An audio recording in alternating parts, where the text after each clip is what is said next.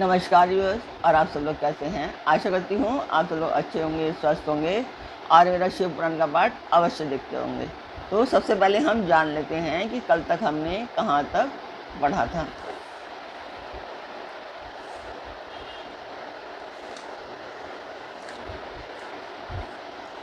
तो कल तक था कि शैलराज हिमाचल ने अत्यंत प्रसन्न हो शिव के लिए कन्यादान की यथोचित सांगता प्रदान की।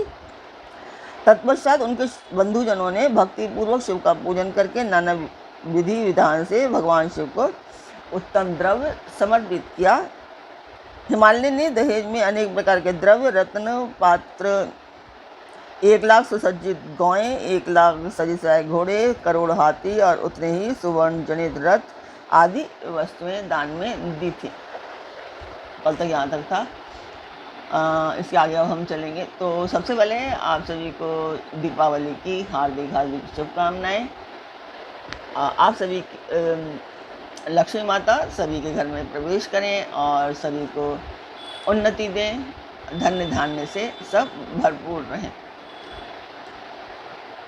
तो अब आप जानना चाहेंगे कि ये पाठ किस लिए कर रही हूँ। तो ये पाठ एक शुभ कार्य है, मंदिर के लिए है और मैं इसमें आप सभी का सहयोग चाहती हूँ कि आप सब लोग सहयोग करें ताकि ये मेरा उद्देश्य पूर्ण हो पाए। तो जिस मंदिर का मैं वर्णन कर रही हूँ उस मंदिर की मैं वीडियो डालती हूँ, आप लोग देखें और मुझे बताएं कि आपको मेरा पाठ कैसा लग रहा है, इसमें क्या कुछ चेंजेस की ज़रूरत है या फिर जो कमियाँ दिखाई देती हैं आप मुझे वो बता सकते हैं, मुझे बहुत अच्छा लगेगा।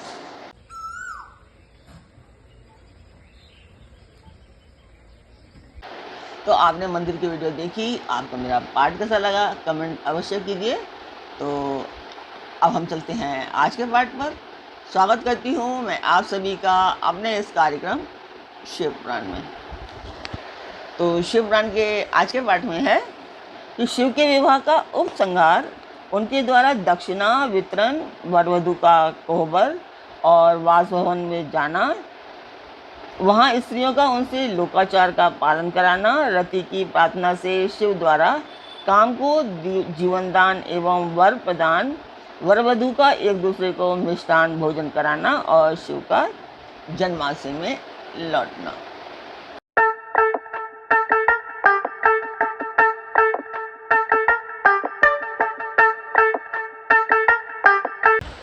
तो आज का पाठ शुरू करते हैं। तो ब्रह्मा जी कहते हैं कि नारद, तदनंतर मेरी आज्ञा पाकर महेश्वर ने ब्राह्मणों द्वारा अग्नि की स्थापना करवाई और पार्वती को अपने आगे बिठाकर वहाँ ऋग्वेद, यजुर्वेद तथा सामवेद के मंत्रों द्वारा अग्नि में आहुतियाँ दी। तात उस समय काली के भाई मैनाक ने लावा की अंजलि दी और काली तथा शिव दोनों ने आहुति देकर लोकाचार का आश्रय ले प्रसन्नतापूर्वक अग्निदेव की परिक्रमा की। नारद, तदनंतर शिव की आज्ञा से मुनियों सहित मैंने शिव शिवा का विवाह का शेष कार्य प्रसन्नतापूर्वक पूरा किया। फिर उन दोनों दंपति के मस्तक का अभिषेक हुआ। ब्राह्मणों ने उन्हें आदरपूर्वक ध्रुव का दर्शन कराया। तत्पश्चात हृदय लंबन का कार्य हुआ। फिर बड़े उत्साह के साथ स्वस्ति वाचन किया गया। इसके पश्चात ब्राह्मणों की आज्ञा से शिव ने शिवा के सिर में सिंदूर दान किया। उस समय गिरिराज नंदिनी उमा की शोभा अद्भुत और अवर्णनीय हो गई। फिर ब्राह्मणों के आदेश से वे शिव दंपति एक आसन पर विराजमान हो भक्तों के चित्त को आनंद देने वाली उत्तम शोभा पाने लगे। मुने, तदनंतर अद्भुत लीला करने वाले उन दंपति ने मेरी आज्ञा पाकर अपने स्थान पर आ शस्त्र प्राशन किया। इस प्रकार विधि पूर्वक उस वैवाहिक यज्ञ के पूर्ण हो जाने पर भगवान शिव ने मुझ लोक स्त्रटा ब्रह्मा को पूर्ण पात्र दान दिया। कई वर्ड इसमें एक्चुअली ऐसे होते हैं कि जो पढ़े नहीं जाते हैं, बहुत ही कठिन शब्द होते हैं, तो वहीं मैं अटक जाती हूँ। तो मंगलदायक जो बड़े बड़े दान बताए गए हैं वे भी सहर्ष संपन्न किए। तत्पश्चात उन्होंने बहुत से ब्राह्मणों को पृथक पृथक 100 स्वर्ण मुद्राएं दी, करोड़ों रत्न दान किए और अनेक प्रकार के द्रव्य बांटे। उस समय सब देवता तथा दूसरे दूसरे चराचर जीव मन में बड़े प्रसन्न हुए और जोर जोर से जय जयकार की ध्वनि करने लगे। सब और मांगलिक शब्द और गीत होने लगे। वाद्यों की मनोहर ध्वनि सबके आनंद को बढ़ाने लगी। इसके बाद श्री विष्णु, मैं, देवता, ऋषि तथा अन्य सब लोग गिरिराज से आज्ञा ले बड़ी प्रसन्नता के साथ शीघ्र ही अपने अपने डेरे में चले गए। उस समय हिमालय नगर की स्त्रियां आनंद मगन हो शिव और पार्वती को लेकर कोहबर में गई। वहां उन सब ने आदर पूर्वक वर वधू से लोकाचार का संपादन कराया।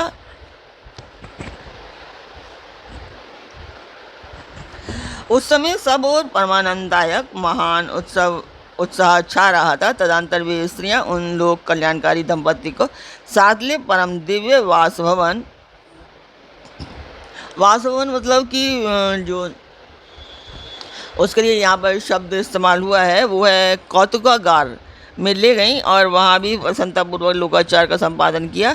इसके बाद गिरिराज के नगर की स्त्रियों ने समीप आकर मंगल कृत्य करके उन नव दंपति को कैली गृह में पहुँचाया और जय ध्वनि करती हुई उन गठबंधन की गांठ खोलने आदि का कार्य संपन्न किया। उस समय उन नूतन दंपति को देखने के लिए 16 दिव्य नारियां बड़े आदर के साथ शीघ्रतापूर्वक वहां आईं। उनके नाम इस प्रकार हैं: सरस्वती, लक्ष्मी, सावित्री, गंगा, अदिति, शची, लोपामुद्रा, अरुंधति, अहिल्या, तुलसी, स्वाहा, रोहिणी, पृथ्वी, शत्रुपा, संज्ञा तथा रति। ये देवांगनाएं तथा मनोहारिणी देवकन्या, नागकन्या और मुनि कन्याएं भी वहां आ पहुंची। वहाँ जितनी स्त्रियां उपस्थित थीं उन सब की गणना करने में कौन समर्थ है। उनके दिए हुए रत्नमय सिंहासन पर भगवान शिव प्रसन्नतापूर्वक बैठे। उस समय उन्होंने शिव से नाना प्रकार की विनोदपूर्वक बातें कहीं। तदंतर प्रसन्नचित्त हुए महेश्वर ने अपनी पत्नी के साथ मिष्टान भोजन और आचमन करके कपूर डाला हुआ पान खाया। इसी अवसर पर अनुकूल समय जान प्रसन्न हुई रति ने दीनवत्सल भगवान शंकर से कहा, भगवान, पार्वती का पानी ग्रहण करके आपने अत्यंत दुर्लभ सौभाग्य प्राप्त किया है। बताइए, मेरे प्राणनाथ को जो सर्वथा स्वार्थ रहित थे अब आपने क्यों भस्म कर दिया। अब यहाँ आप मेरे पति को जीवित कीजिए और अपने अंतःकरण में काम संबंधी व्यापार को जगाइए। आपको और मुझको जो समान रूप से वियोग जनित संताप प्राप्त हुआ है उसे दूर कीजिए। महेश्वर, आपके इस विवाह उत्सव में सब लोग सुखी हुए हैं, केवल मैं ही अपने पति के बिना दुख में डूबी हुई हूँ। देव शंकर, प्रसन्न होइए और मुझे सनाथ कीजिए। दीनबंधु परम प्रभु, अपनी कही हुई बात को सत्य कीजिए। चराचर प्राणियों सहित तीनों लोकों में आपके सिवा दूसरा कौन है जो मेरे दुख का नाश करने में समर्थ हो। ऐसा जानकर आप मुझ पर दया कीजिए। दीनों पर दया करने वाले नाथ, सबको आनंद प्रदान करने वाले, अपने विवाह उत्सव में मुझे भी उत्सव संपन्न बनाइए। मेरे प्राणनाथ के जीवित होने पर ही अपनी प्रिया पार्वती के साथ आपका सुंदर विहार परिपूर्ण होगा, इसमें संशय नहीं है। सर्वेश्वर, आप सब कुछ करने में समर्थ हैं क्योंकि आप भी परमेश्वर हैं। यहाँ अधिक कहने से क्या लाभ। सर्वेश्वर, आप शीघ्र मेरे पति को जीवित कीजिए। ऐसा कहकर रति ने गांठ में बंधा हुआ कामदेव के शरीर का भस्म शंभु को दे दिया और उनके सामने हा नाथ कहकर रोने लगी। रति का रोदन सुनकर सरस्वती आदि सभी देवियां रोने लगी और अत्यंत दीनवाणी में बोली, प्रभु, आपका नाम भक्त वत्सल है, आप दीनबंधु और दया के सागर हैं, अतः काम को जीवन दान दीजिए और रति को उत्साहित कीजिए। आपको नमस्कार है। ब्रह्मा जी कहते हैं कि नारद, उन सबकी यह बात सुनकर महेश्वर प्रसन्न हो गए। उन करुणा सागर प्रभु ने तत्काल ही रति पर कृपा की। भगवान शिववाणी की अमृतमयी दृष्टि पड़ते ही पहले जैसे रूप, वेश और चिन्ह से युक्त अद्भुत मूर्तिधारी सुंदर कामदेव उस भस्म से प्रकट हो गया। अपने पति को वैसे ही रूप, आकृति, मंद मुस्कान और धनुष्वान से युक्त देख रति ने महेश्वर को प्रणाम किया। वह कृतार्थ हो गई। उसने प्राणनाथ की प्राप्ति कराने वाले भगवान शिव का अपने जीवित पति के साथ हाथ जोड़कर बारंबार स्तवन किया। पत्नी सहित काम की हुई स्तुति को सुनकर दयार्द हृदय भगवान शंकर अत्यंत प्रसन्न हुए और इस प्रकार बोले। शंकर ने कहा, मनोभव, पत्नी सहित तुमने जो स्तुति की है उससे मैं बहुत प्रसन्न हूँ। स्वयं प्रकट होने वाले काम, तुम वर मांगो, मैं तुम्हें मनोवांछित वस्तु दूंगा। शंभु का यह वचन सुनकर कामदेव महान आनंद में निमग्न हो गया और हाथ जोड़कर मस्तक झुकाकर गदगद वाणी में बोला। कामदेव ने कहा कि देवदेव महादेव करुणासागर प्रभु, यदि आप मुझ पर प्रसन्न हैं तो मेरे लिए आनंददायक होइए।